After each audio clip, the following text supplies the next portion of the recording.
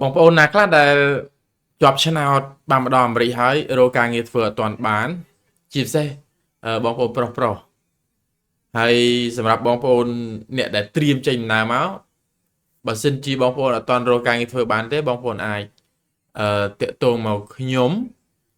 ដោយសារមានបងប្អូនយើងគាត់ពឹងពាក់ឲ្យខ្ញុំជួយរកឲ្យហើយគាត់ថារមករយៈអត់តាន់បានអញ្ចឹងក៏ខ្ញុំគិតថាយ៉ាងហោចណាស់ខ្ញុំធ្វើកូនវីដេអូនេះដើម្បីជួយផ្សព្វផ្សាយឲ្យគាត់ទៅហើយក៏ដូចជាផ្ដល់ឱកាសបងប្អូនដែលចង់កំពុងតែរកការងារធ្វើណាបងប្អូនអញ្ចឹងដោយសារមានបងប្រុសក៏ដូចជាបងស្រីខ្ញុំហៅបងតែប្រហែលជាគាត់ប្អូនខ្ញុំទេគាត់ត្រូវការបុគ្គលិកសម្រាប់ហាង donut របស់គាត់ដំបូងគាត់ថាត្រូវការ3 4នាក់តែឥឡូវឮថាត្រូវការរហូតដល់6នាក់ណាជាពិសេសអឺប្រុសណាហ្នឹងហើយសម្រាប់ប្រាក់ខែសមរម្យអានឹងអាចចរចាទៅជែកមួយគាត់បន្ថែមហើយកន្លែងស្នាក់នៅអាហារហូបចុកគាត់នឹងផ្ដល់ជូនអញ្ចឹងខ្ញុំគ្រាន់តែធ្វើវីដេអូខ្លីនេះជួយផ្សព្វផ្សាយរកការងាររកបុគ្គលិកឲ្យពួកគាត់ក៏ដូចជាផ្ដល់ឱកាសបងប្អូនដែលមិនទាន់មាន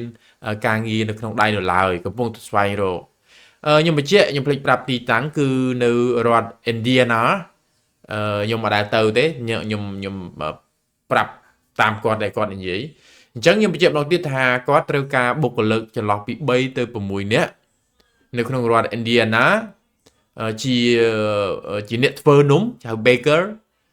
ហើយអត្ថប្រយោជន៍ដែលទទួលបានបងប្អូនបានប្រាក់ខែសមរម្យ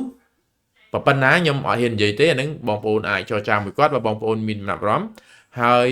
កន្លែងស្នាក់នៅនិងអាហារហូបចុកគឺគាត់ផ្ដល់ជូនឲ្យ free ណាបងប្អូន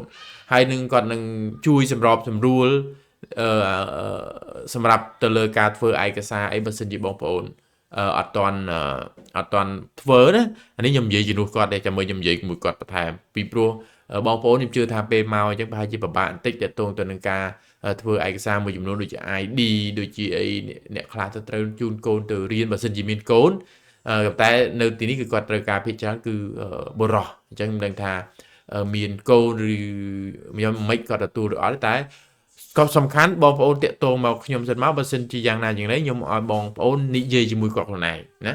ហ្នឹងហើយអញ្ចឹងបញ្ជាក់ម្ដងទៀតគឺត្រូវការបុគ្គលិកជា baker ជាអ្នកធ្វើនំណាហ្នឹងហើយបញ្ជាក់យើងបើសិនជាយើងអត់ទាន់មានការងារយើងព្យាយាមរកការងារឲ្យមានចំណូលសិនទៅណាបងប្អូនជាជាងយើងនៅ